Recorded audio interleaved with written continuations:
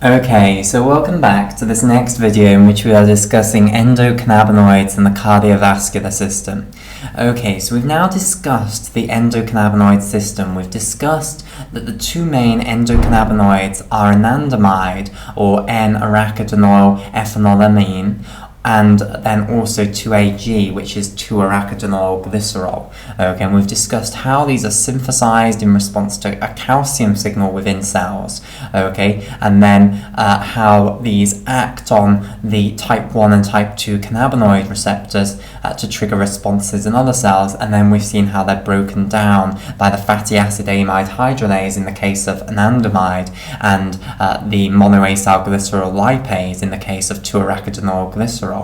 We've also seen an example of the exogenous cannabinoid, the most famous one, which is the active ingredient of cannabis, okay, delta-9 tetrahydrocannabinol. And finally, in the previous video, we said that anandamide also has a target that actually is very important with regards to its cardiovascular effect, that is not a cannabinoid receptor, which is the transient receptor potential vanilloid 1 channel, the TRPV1 channel, which is a non-selective cation channel when open, and anandamide can induce it to open.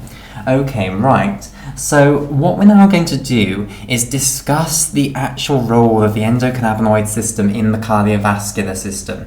Okay, now, this is still an area of active research, okay? This is a very, very new area, okay? And things are still not really that clear, okay, so it is still a controversial area, so what I'm going to tell you is still quite controversial, okay.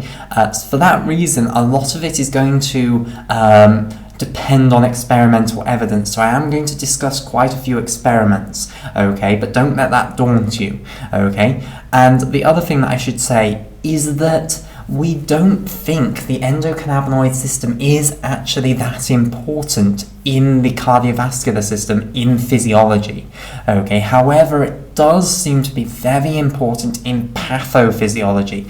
Okay, so when there are problems with portions of tissue, then they seem to activate the endocannabinoid system, and it seems to be a protective mechanism. It seems on the whole to have protective effects for that tissue, basically, and we'll come back to that later. We'll put everything together and start to see how maybe it's involved in protecting tissues against ischemia and also protecting them against ischemia reperfusion injury.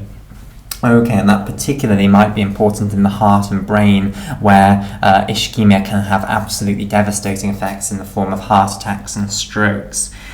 Okay, but one of the things that has made the endocannabinoid system so difficult to understand is that basically you seem to get contradictory results when you go to different experimental setups. Okay, so the experimental setup that we are going to start off with, basically, is when you have got an isolated blood vessel. Okay, so this is an in vitro experiment rather than an in vivo experiment. So what you do is you take an isolated blood vessel, so you go to some poor animal, usually a rat, okay, you remove one of its blood vessels, and it usually, for some reason, ends up being the mesenteric artery, okay, or one of the mesenteric arteries anyway.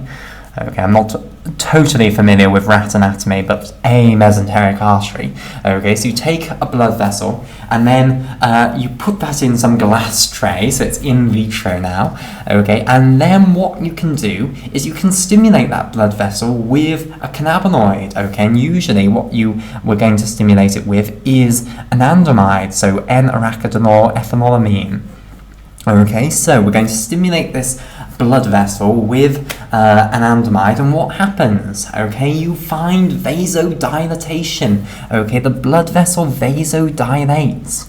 Okay, so anandamide causes vasodilatation of an isolated blood vessel. Okay, so when you take the blood vessel out of the body and have it in a glass tray, then anandamide, just dipping the thing in anandamide or pouring anandamide over it causes it to vasodilate. Okay, now let's discuss the reason for this. Okay, it's still not particularly well understood. There seem to be loads of mechanisms that people have found for why anandamide can do this to an isolated blood vessel. So I'm going to talk you through these now. Okay, so we need to be aware of the three main layers of a blood vessel. So remember, blood vessels have three main layers, okay? There is the tunica intima, which is going to be dominated for our purposes by the endothelial cells. So I'll draw a big endothelial cell here. So this layer is representing the tunica intima. Now, clearly in big blood vessels, the tunica intima consists of more than just the endothelial cells on their basement membrane. But for our purposes of physiology, we don't care about the actual strict anatomy of the thing, okay? So tunica intima, the only portion that's going to be important for us is the endothelial cells. So here is a massive great endothelial cell drawn here. So this is a physiologist diagram, not a anatomist diagram. Okay, then the next layer is the tunica media. Okay, and in tunica media you have vascular smooth muscle cells. Okay, so I'll draw one of these here. So these are these spindle-shaped cells, like so. So this is our vascular smooth muscle cell, our VSMC. Okay, and these will be forming rings around the artery. Okay, so if I just draw a more anatomically correct picture here, then this is what we're looking at. So we've got the tunica media will be the middle layer here, and then you'd have the endothelial cells on the inner portion here, with potentially some sub-endothelial connective tissue as well before the tunica media, but we won't draw that. Okay, and the vascular smooth muscle cells form rings around the circumference of the artery. Okay, and the importance of this is if I just draw a little picture of this. Let's say this is one vascular smooth muscle cell, here's another one, here's another one, here's another one, and here's a final one. Basically, if you can imagine what would happen if all of these vascular smooth muscle cells started to contract.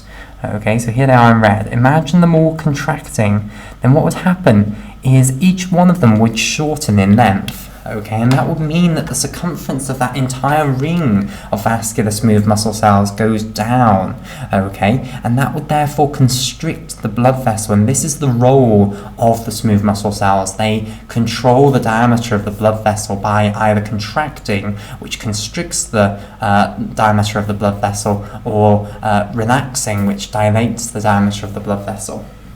Okay, right.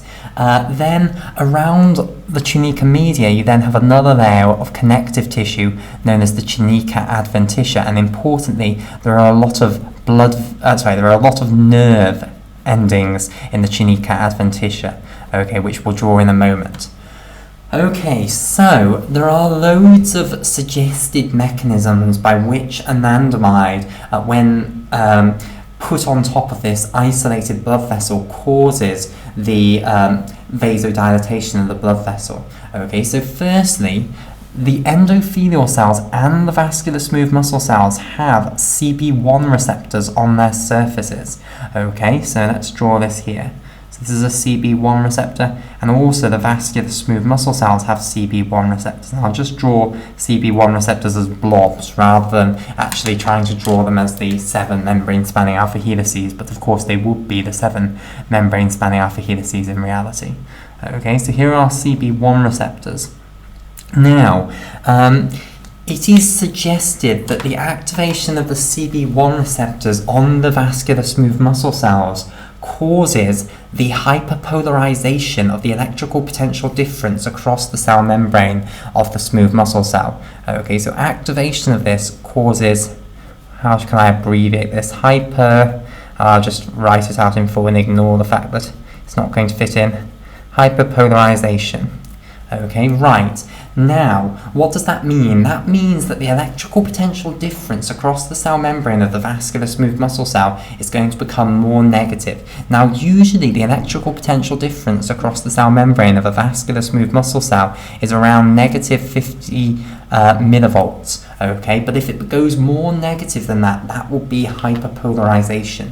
Now, why is that going to cause the relaxation of these vascular smooth muscle cells? Well, how do vascular smooth muscle cells contract? In order to contract, they need calcium level to go up in their cytoplasm. Okay, so calcium is absolutely key signaling molecule in vascular smooth muscle cells. Okay, so to make a vascular smooth muscle cell contract, calcium has to go up. what are the two main ways that calcium can go up in the cytoplasm of a vascular smooth muscle cell? Well, the absolute principal way that it occurs is by opening voltage-gated calcium channels on the cell membrane of the vascular smooth muscle cell. Okay, so let me draw this in here. So one of the key ways is through voltage-gated calcium channels, which I'll abbreviate to VGCC, on the surface of the vascular smooth muscle cell. So here in orange, this is a voltage-gated calcium channel. And this allows calcium to move from the extracellular fluid into the cytoplasm of the smooth muscle cell. Okay, now calcium concentration in the extracellular fluid is usually around 1.5 millimolar, whereas calcium concentration in the cytoplasm is usually kept at 100 nanomolar. Okay, so there is a 15,000-fold gradient of calcium across the cell membrane. So whenever you open a calcium channel across the cell membrane, calcium always comes in. Okay, so by opening voltage-gated calcium channels, you can create a calcium signal that can cause the contraction of the vascular smooth muscle cell. Okay, now how do you open voltage-gated calcium channels? Well, you need depolarization of the electrical potential difference across the cell membrane of the vascular smooth muscle cell. After all, they are voltage activated, and I think I will just write out in full what VGCC stands for. Voltage-gated calcium channel, and these are opened by depolarization of the electrical potential difference across the cell membrane. Now, I should just say that vascular smooth muscle cells, as a general rule, are not capable of action potentials. Okay, they just don't have the necessary voltage-gated sodium and potassium channels to do that sort of behavior. Okay, unlike, for instance, smooth muscle cells in the bladder and the gastrointestinal tract, which can. Okay, but vascular smooth muscle cells, they don't have action potentials. Instead, what they have is what's known as graded potentials, which is a really complicated term for something that is in fact just common sense. Okay, so what graded potentials means is that you can literally change the electrical potential difference across the cell membrane. A graded potential is just a change from the negative 50 millivolts that is normal of the electrical potential difference across the cell membrane. Why is it called that? Because graded implies that it's not an all or nothing thing. Action potentials are an all or nothing thing, an on or off digital signal, whereas this would be an analog signal because you could change it as much as you like, basically. And how much will you change it? Well, that will depend on the intensity of the signal. So it's an analog or graded signal, basically, and that's why it's called a graded potential. But that just refers to the common sense idea that you can change the electrical potential difference across the cell membrane of the vascular smooth muscle cell, and that will constitute some sort of signal basically to the cell.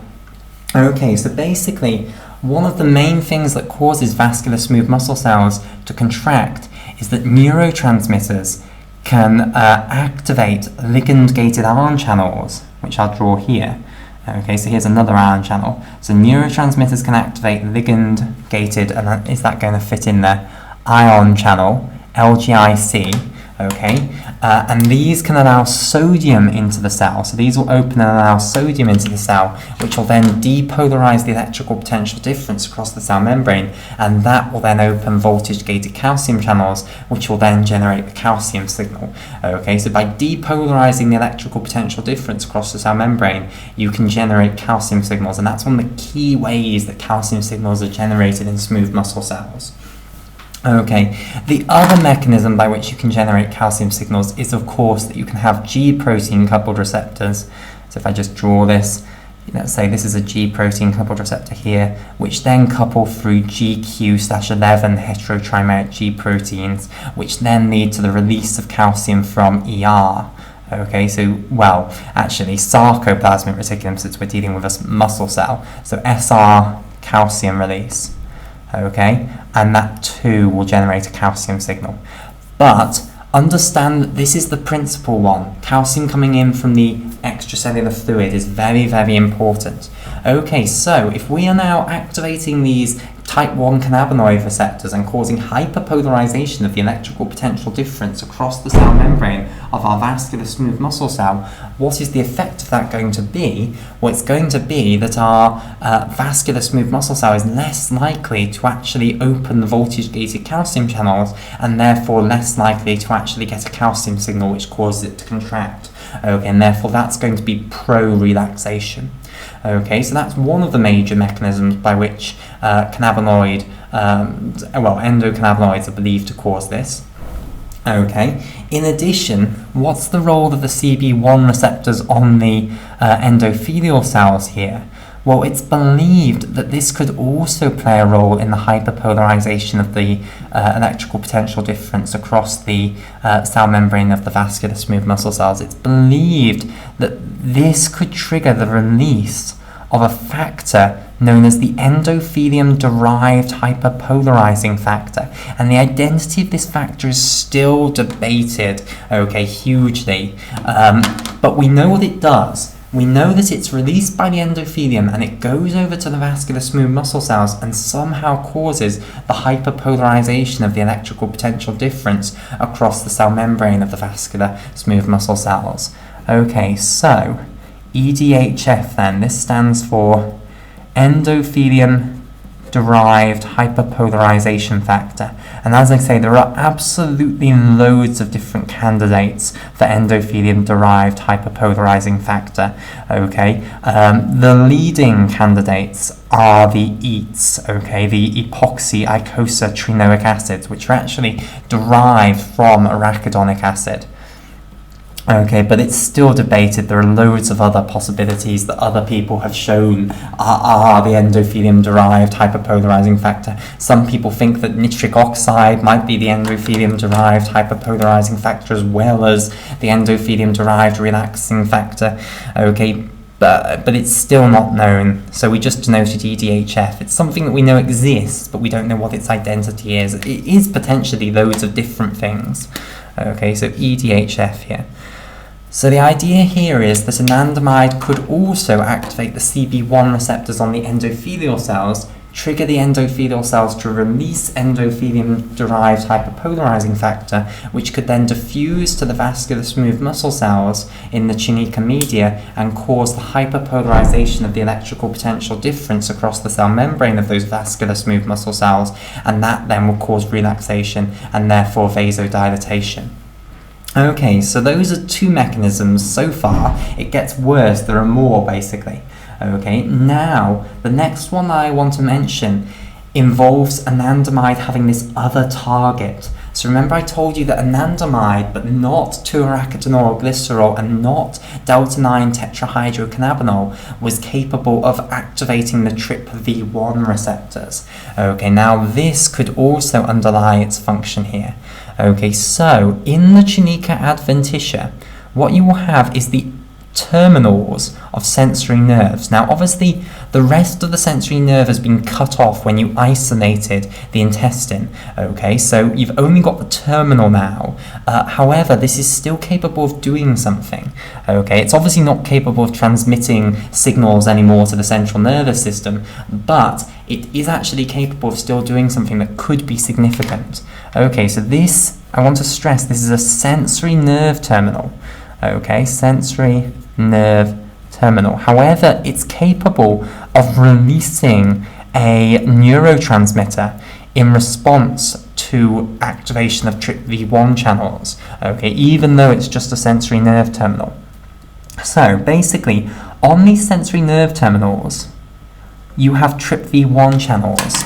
Okay, so I'll draw this here. So this is a TRPV1 channel. Okay.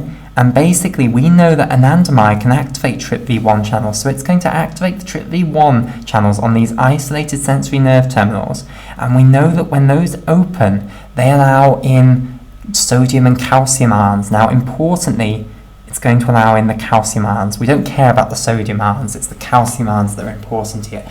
Now, what do calcium ions generally cause when they go into a nerve terminal? Okay, if we were talking about, let's say, a motor nerve terminal rather than just a sensory nerve terminal, then the answer would be obvious. it will cause neurotransmission. And in fact, it can cause the same thing in these sensory nerve terminals. It can cause the exocytosis of vesicles that are full of neurotransmitter. Okay, so what's now going to happen is these sensory nerves are going to release a certain neurotransmitter, or rather, it's often called a neuropeptide. It's a very big neurotransmitter, and it's called CGRP. Okay, now what does this stand for? This stands for calcitonin, that's the C, and then the G is for gene, the R is for related, and then the P is for peptide. So this is calcitonin gene-related peptide. Okay, right, so calcitonin gene-related peptide. So basically, by activating the TRPV1 receptors on these sensory nerve terminals, the anandamide can trigger the release of calcitonin gene-related peptide within the isolated blood vessel tissue. Okay, and then the calcitonin gene-related peptide is then proposed to act on a receptor for calcitonin gene-related peptide, which is on the vascular smooth muscle cells. Okay, so let's put this here. So this is our receptor for calcitonin gene-related peptide, which I'll just write as the calcitonin gene-related peptide receptor. And the calcitonin gene-related peptide receptor is then going to act on these receptors. Sorry, the calcitonin gene-related peptide is then going to act on these receptors, and then that is believed to also cause hyperpolarization of the electrical potential difference across the vascular smooth muscle cell membrane. So all of these things are potentially capable of activating hyperpolarization of the electrical potential difference across the cell membrane of these vascular smooth muscle cells. Okay, so 3 mechanisms now by which anandamide can cause relaxation of the blood vessel. Okay, now there's another one that I need to mention, which probably actually isn't important in this isolated blood vessel, but is going to be important if this blood vessel was actually in an alive organism. Okay, so there are other neurons in this tunica adventitia as well, okay, which have their terminals here. Okay, and these are sympathetic neurons. So let's now say that this is a sympathetic nervous system neuron. Okay, now we have isolated the neuron, we have isolated the blood vessel. So now the sympathetic nervous system neuron terminal will not actually be active anymore because it's been cut away from the central nervous system. Okay, but if it actually was in the alive animal, i.e. if we were doing this in vivo, then that neuron would be active and it would be constantly releasing noradrenaline. Okay, this is known as sympathetic tone. Okay, so the sympathetic nervous system is all the time releasing noradrenaline into blood vessels. Okay, so this is the phenomenon of sympathetic tone, which I'll just write down here. Okay, of course, once we've isolated the blood vessel, then sympathetic tone becomes irrelevant. Okay, we've destroyed sympathetic tone. However, in the healthy animal, this is important because these sympathetic neurons have cannabinoid 1 receptors on their surface, CB1 receptors, type 1 cannabinoid receptors, which again I'll show in red. Okay, so the anandamide would act on the CB1 receptors, and do you know what it does? It decreases the amount of noradrenaline released by the sympathetic neuron. Okay, so when an action potential arrives in the axon terminal of this sympathetic neuron, what will happen is that neuron will release a certain amount of noradrenaline. If you've activated the CB1 receptor, the amount of noradrenaline that you will release for every action potential that arrives here will be decreased. Okay, so that reduces the amount of noradrenaline that's being released tonically onto the vascular smooth muscle cells, i.e. you have decreased sympathetic tone. Now noradrenaline acts on alpha-1 receptors on the vascular smooth muscle cells. Okay, so another receptor. What colour should I colour this in? Colour this in blue here. Okay, so this here, this is an alpha-1 adrenoreceptor. Alpha-1 adrenoreceptor. And basically the alpha-1 adrenoreceptor is coupled to GQ/11 heterotrimeric G proteins and causes calcium release from the sarcoplasmic reticulum. So by decreasing the release of noradrenaline, you have decreased this contraction signal on the vascular smooth muscle cells. So this is also contributing to the relaxation of the vascular smooth muscle cells, at least in vivo. It would not be relevant in this isolated blood vessel preparation because, as I say, by cutting off the sympathetic nerves, you have cut off sympathetic tone anyway, so it's not going to have any effect in the isolated blood vessel. Okay, so it must be the other three mechanisms that are taking effect there. Okay, right.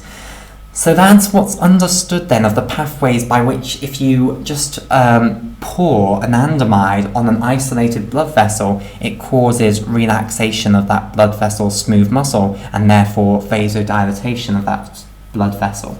Okay, what we now want to turn our attention to is other effects of anandamide in the cardiovascular system. Okay, and then what I want to talk about is what happens if you actually do just inject someone with anandamide into their blood. Okay, right, so let me get another piece of paper then. Okay, so firstly, I want to generalize something that we just saw there. Okay, so actually you find CB1 receptors on the sympathetic nervous system neurons all over the cardiovascular system. Okay, so let me draw a picture of this. So let's say this is an axon terminal of a sympathetic nervous system neuron. Okay, so this is an SNS neuron axon terminal.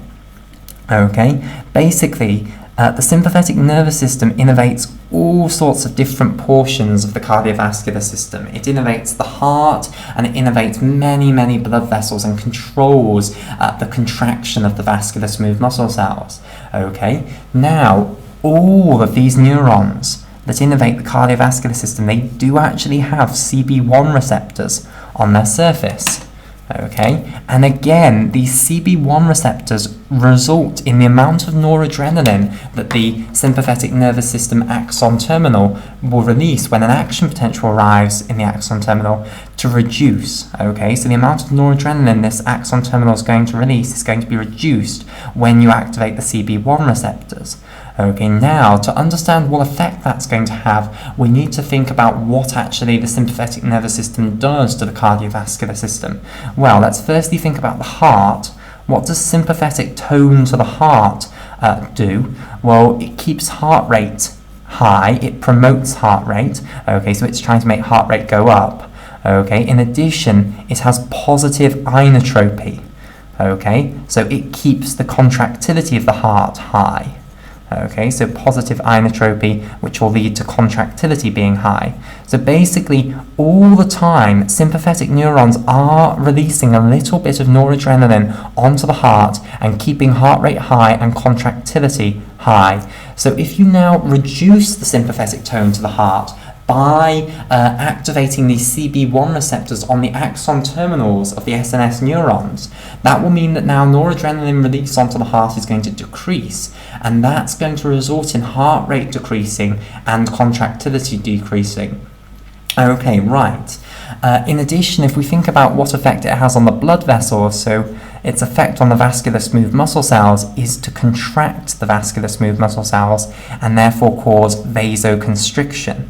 Okay, so again, if you decrease noradrenaline secretion onto the vascular smooth muscle cells, you're now going to decrease vasoconstriction, basically, okay, because you've decreased sympathetic tone. Right, so those are the effects that we would assume anandamide would have based on what I have told you now. But then there is a complete contradiction here now, okay? Basically, this is the effect that anandamide actually has on the peripheral axon terminals of the postganglionic sympathetic neurons. The problem is that anandamide actually also does things in the brain, okay, and in the brain it actually increases the central tone for the sympathetic nervous system, okay? So basically, acting centrally, what anandamide does is it increases sympathetic tone. Okay, so basically it makes all of the neurons, all of the sympathetic neurons fire more often. Okay, so all of the sympathetic neurons are now going to be firing action potentials more often. Okay, so we're getting these two opposite effects basically. one of the effects of anandamide was to decrease the amount of noradrenaline that each axon terminal releases in response to an action potential. The other, acting on the brain, is to increase the rapidity with which all of these neurons are firing tonically. Okay, so one of those effects is to decrease sympathetic tone, the other is to increase it back up again. Okay, so which wins basically? Which effect is bigger? Well, this effect is bigger basically. So actually, what anandamide actually ends up doing if you inject it systemically is increasing the amount of noradrenaline that is released onto the heart and the vascular smooth muscle cells, because even though each of these axon terminals is being inhibited, now because of the effect on the central nervous system, these action potentials are arriving much more frequently. So overall, the amount of noradrenaline that these axon terminals end up releasing is still increased. Okay, so actually, because of this effect, when you systemically inject anandamide, you do actually get an increase in sympathetic tone. Okay, more noradrenaline is released onto the heart and the vascular smooth muscle cells.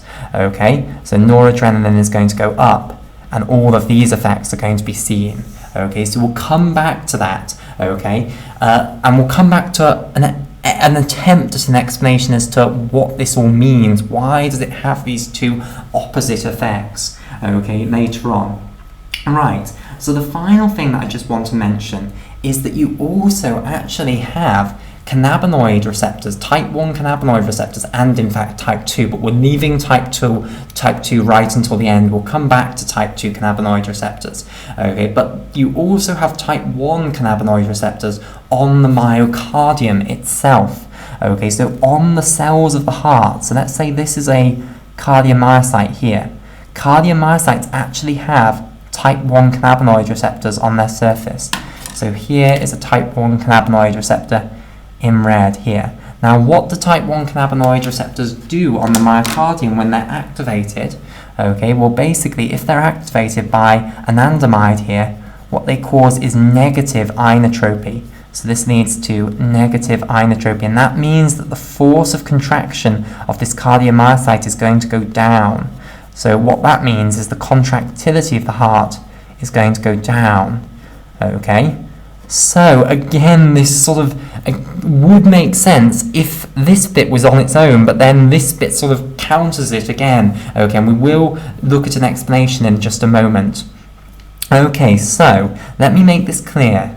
There are cannabinoid type 1 receptors on the myocardium, and if you just activate those receptors, then what seems to happen is it causes negative inotropy in the cardiomyocyte. It causes that cardiomyocyte to contract less hard. Okay, and therefore the force of the heart is going to go down. Okay, so let's try and put this all together. So basically, first thing I want to say is this system is not activated in a normal healthy person. In a normal healthy person, you are not making endocannabinoids, and therefore none of these receptors are even relevant. Okay, so in normal physiology, it doesn't seem to have any importance. There doesn't seem, and there's a fancy way of saying this, there does not seem to be any endocannabinergic tone. Okay, so unlike the sympathetic tone, where the sympathetic nervous system is on continuously, you're continuously releasing noradrenaline onto the heart and onto the smooth muscle cells of the blood vessels, okay, and that's really important in normal blood homeostasis, okay. It does not seem as though there is any endocannabinergic tone, okay. You are not tonically making endocannabinoids, okay, no. Instead, it seems that they are only produced in times of pathophysiology. So potentially, these serve a protective role. Okay, so let's think about what would happen if a tissue became ischemic. Okay, if a tissue became ischemic, what we think is potentially the role of the endocannabinoids is that then the endocannabinoids will be produced.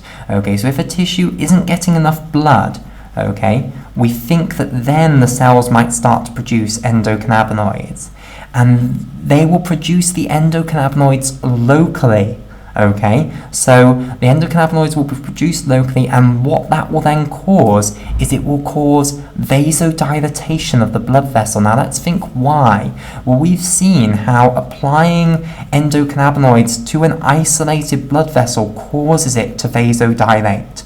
Okay, now in addition, if we're actually working in vivo, we can add on that mechanism that we couldn't add on previously, okay, which is that the sympathetic tone to these blood vessels is going to go down, okay, because you're activating the CB1 receptors, which will inhibit noradrenaline. Now you might say, hang on a second, you said sympathetic tone overall goes up, but that would be only if the endocannabinoids were actually getting to the brain and acting on the brain. Remember, we are talking about a local production of endocannabinoids, not a systemic production of endocannabinoids.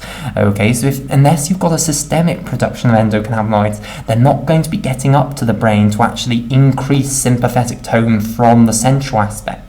Okay, so all you're going to see is the reduction in sympathetic tone because of the activation of the CB1 receptors on the sympathetic axon terminals here. Okay, and all of these effects together then are going to help to vasodilatate the blood vessels and therefore increase blood flow to that local area, okay, and hopefully help to deal with the ischemia.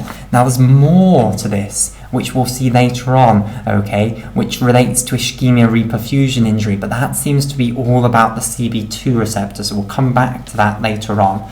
But that's where this is going at the moment. Okay, so I think we'll call it there for this video, and then in the next video what we'll start by doing is talking about what would happen if you inject endocannabinoids systemically, okay, and how this differs. So we'll explore more how this differs from what happens if you produce them locally. So we've just discussed what seems to happen if you produce them locally, that it increases blood flow there, okay, and then in the next video what we'll do is discuss what would happen if you injected them systemically.